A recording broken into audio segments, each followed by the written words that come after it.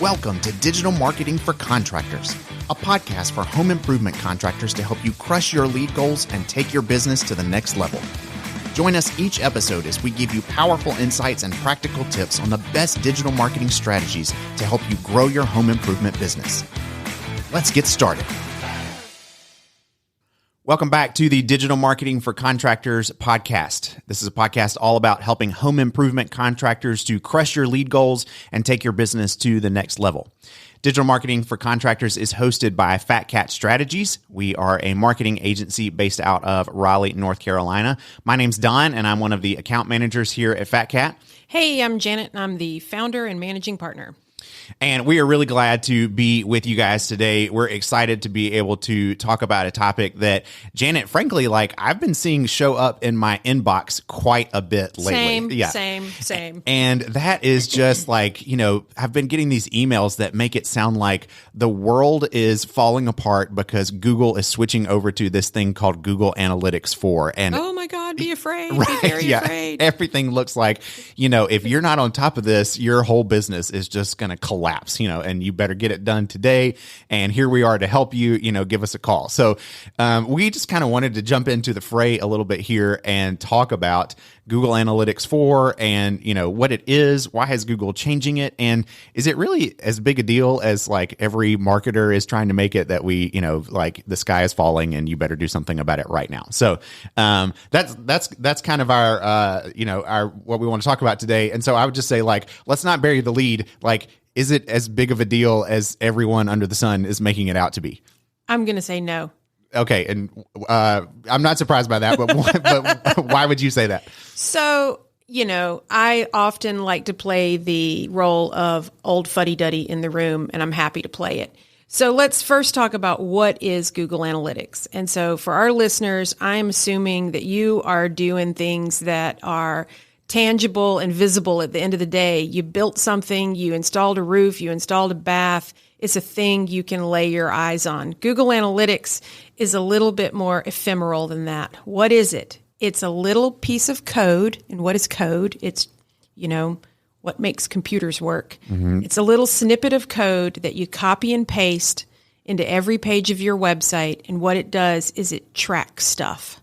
So if you've heard all of the pearl clutching about privacy and the battle between Apple and Facebook and Google and what they're tracking when you do things on the internet, in my opinion, Google Analytics is part of that because it tracks things. So what are those things? So if you think about a website, it's a collection of pages that has content and images on it. And a Google Analytics account will give you insight on how many people looked at those pages. What pages did they look at? What things did they do when they looked at those pages? Yeah. So in its essence, Google gave us this free tool over a decade ago, and marketers have loved it. I've loved it. It gives you a lot of insights. It gives you a lot of information that can help shape your decisions about what you do with your online marketing. But on the flip side of that, I've talked to a number of contractors that have grown their business by word of mouth. And yes, they had a website, but when they came to us, they didn't even have analytics installed. Yeah. And was it a deal breaker for them? No, not at the time.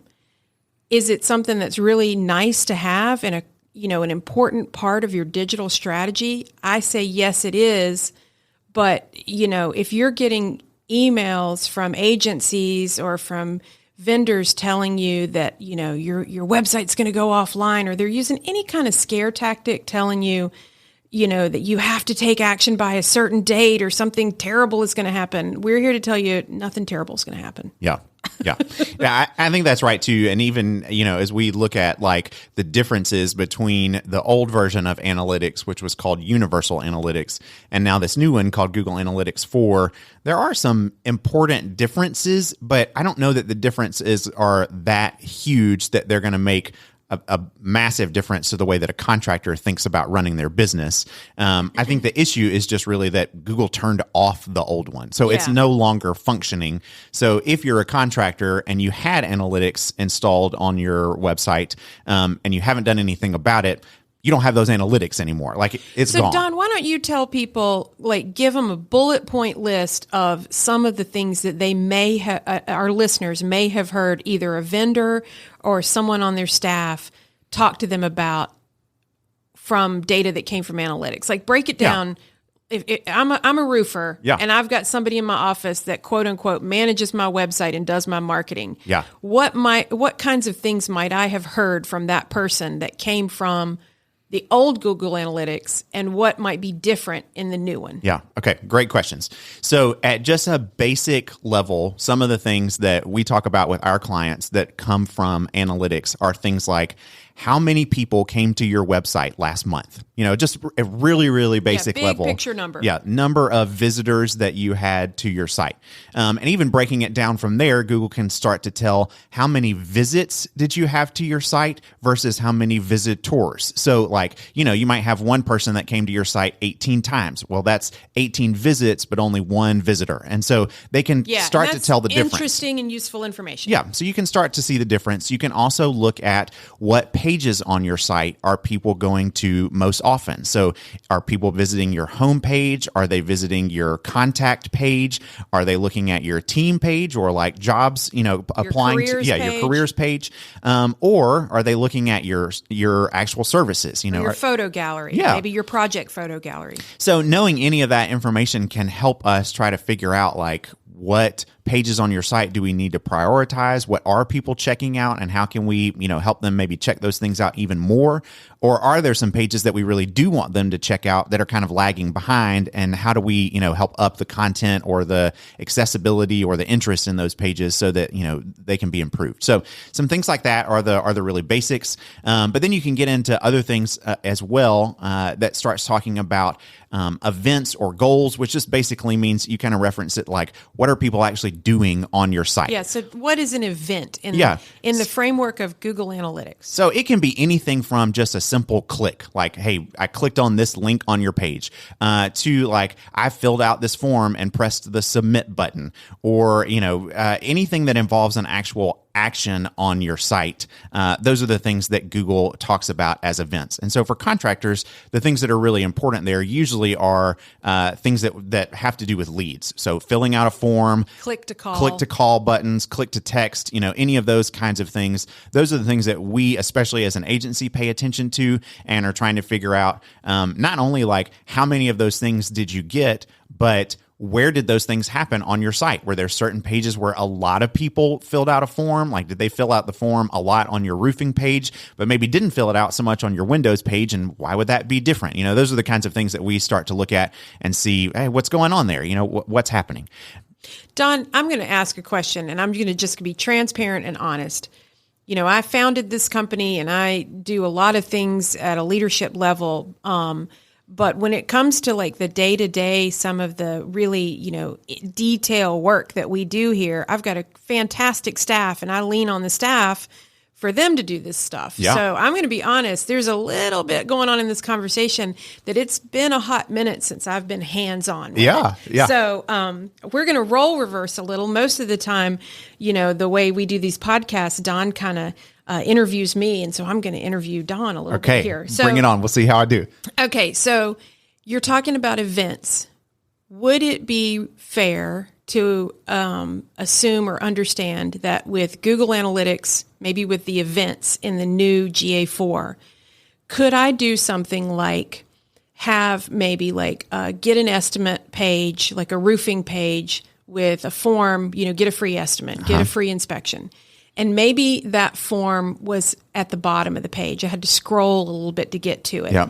Would we be able to move the form from the bottom of the page to the top of the page and then know the date that we did it? Say we did it May 1st, and then compare how many events happened with that form submission after we moved it on the page versus before. Yeah, absolutely. And I think that's one of the things to really be able to use analytics for is to kind of marketers call it A/B test, right? Essentially to look at like, let's try one version of this and try another version of this and see which version works the best. Let's change the button from green to red. Yeah, simple things like that. Or as you mentioned, change the location of the form on the page and see, does that make a difference in how many people fill it out? That might be a fairly simplistic example based on all the things that GA4 can do. Right. But honestly, those are the kinds of things that I think it affects contractors the most. For the most part, with our contractor websites, the complexities of what Google Analytics 4 probably can do aren't, for the most part, things that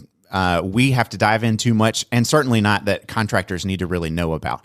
What they really want to know about, what you guys who are listening, I know, want to know about, really has to do mostly with leads. And so the things that we pay attention to are, what we've already really mentioned, like how many visits you're getting to your site, what pages they're checking out, who's filling out forms.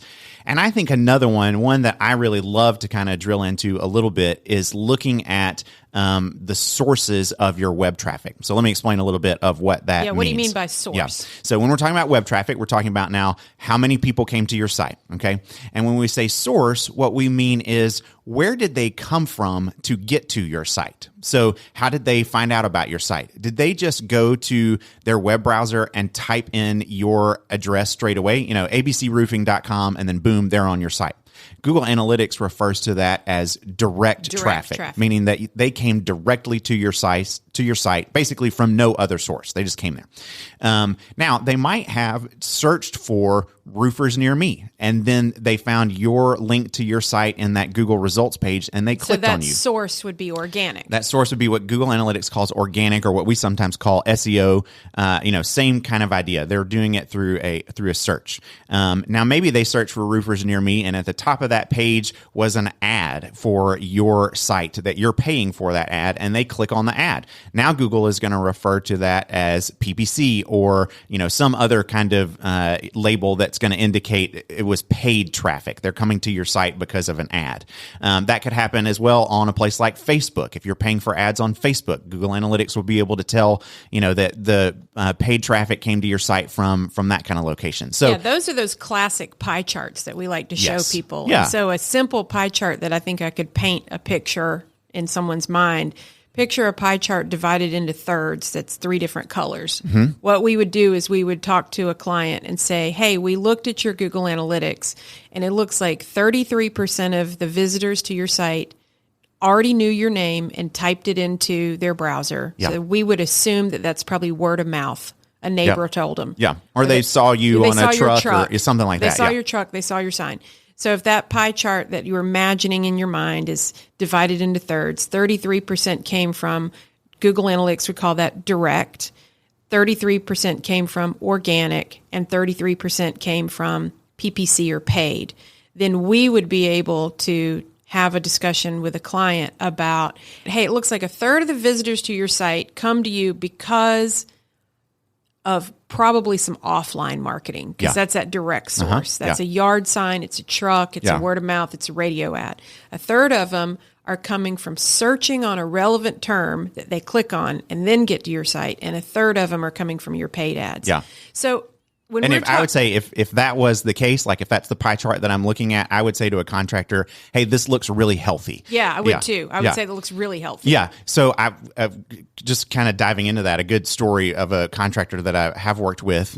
We were looking at their, traffic pie chart, and for a while there, they were looking at basically about 90% of their traffic was coming from paid ads. Yeah, that's dangerous. Really, really dangerous. And the reason that it's dangerous is because when you're dealing with, especially with paid ads, but really any source being that big of the source of your traffic, if something switches on that medium, on that source, like Google decides overnight they're going to do something different with their algorithm. And so all of a sudden your ad isn't getting shown as much as it was before. Or the cost of ads. I mean, we've seen that in the past 6 months where the cost of paid traffic just keeps going up. So for your client, Don, where you're saying 90% of their traffic came from paid, man, they're being held hostage by that. Yeah. So if something changes with that, which we have seen time and time happen, then all of a sudden your web traffic can just plummet. Tank. Yeah, and you're just up a creek without a paddle.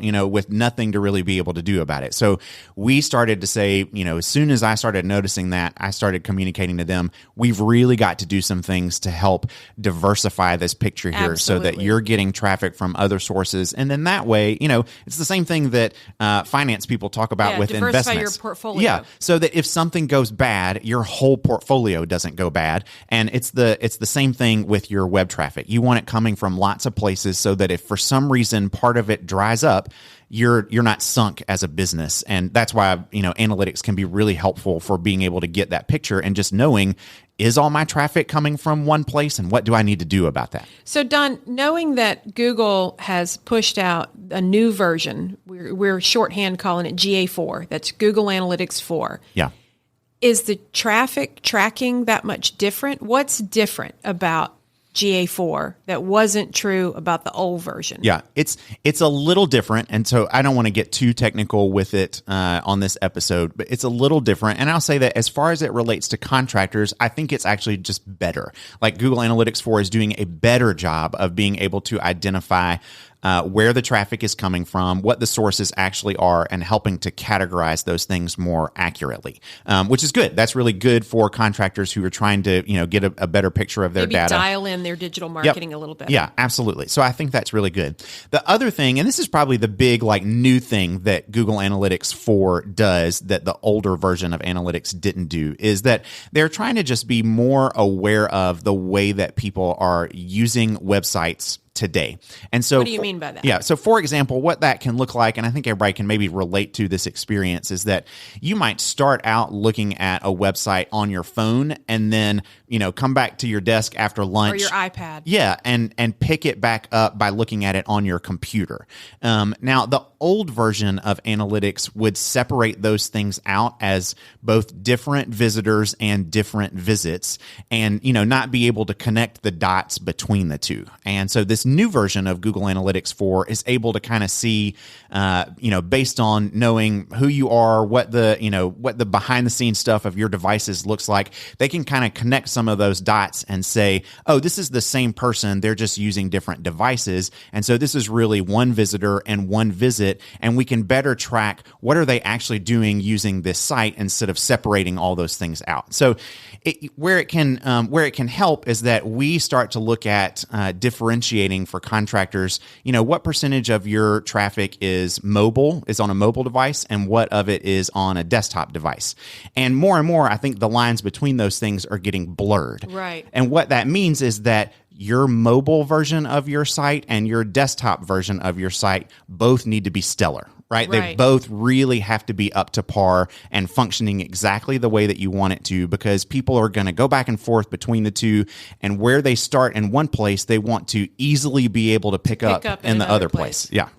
So you may not know the answer to this question, and I'll admit I don't know the answer to this question, but it occurs to me to ask it. There's been a whole lot of, articles in the news about privacy, and Apple came out, was it the iPhone, iOS 13? One of those, yeah. One of those. Yeah. Just pretend that's the right number. If you've got an iPhone, it's the thing now whenever you install a new app and it asks you, do you want to allow this app to track you? And 96 or 7% of people say, of course not. Right. We all do that. So what occurs to me is, I think Google is reacting to what is really happening with modern users. I'm sitting on my couch and I've got my phone. This is a true story. Sitting on my couch, I got my phone and my iPad.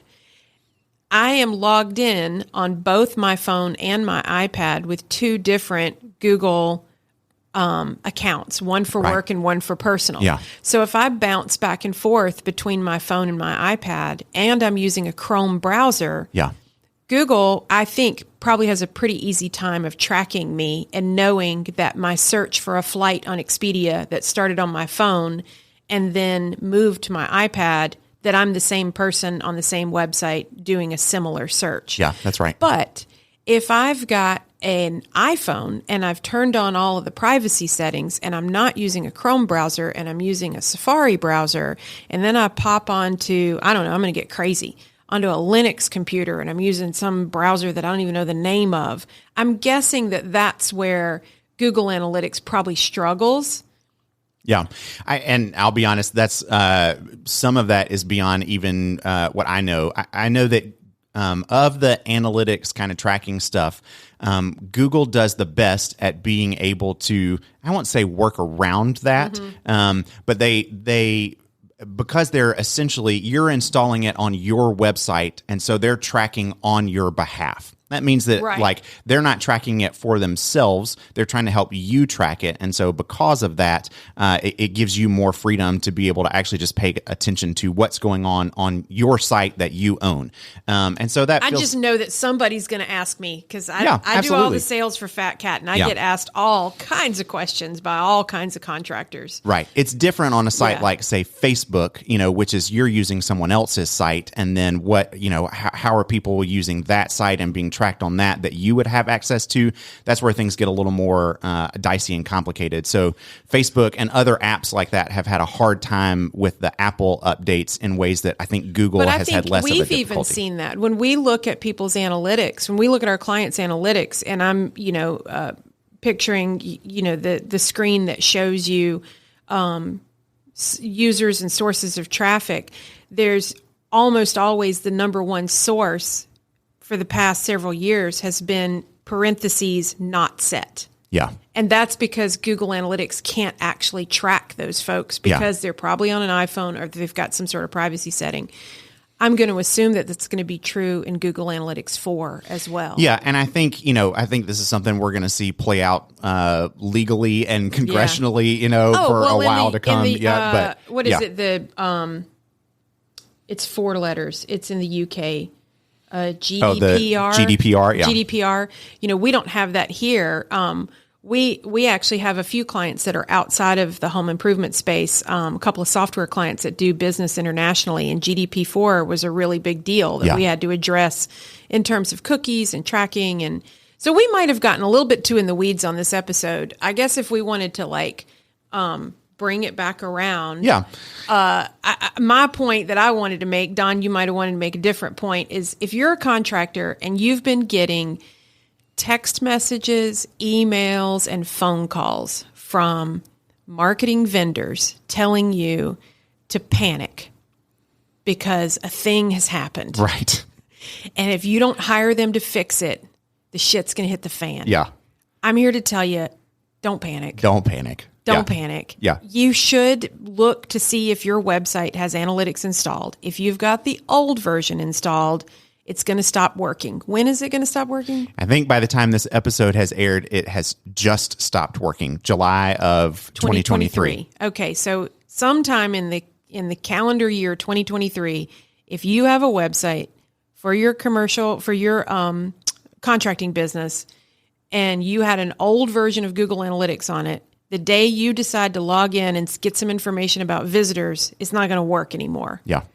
So that's really the headline. Right, yeah. If you care, or somebody on your staff cares and they want to see that data, you'll have to update the version. Yeah, that's correct. So I agree. So how do people do that? How do they update it? Okay, so a couple things. I'll just echo what you already said. If you are a contractor who has not been using Google Analytics, can you keep running your business without it? Absolutely. Yes. Don't panic. You don't have to have it. Could it help you? Yeah, probably so. But if you're at the stage in your business where you just don't have the time and the bandwidth to manage looking at that kind of data, don't sweat it. You don't have to worry about it.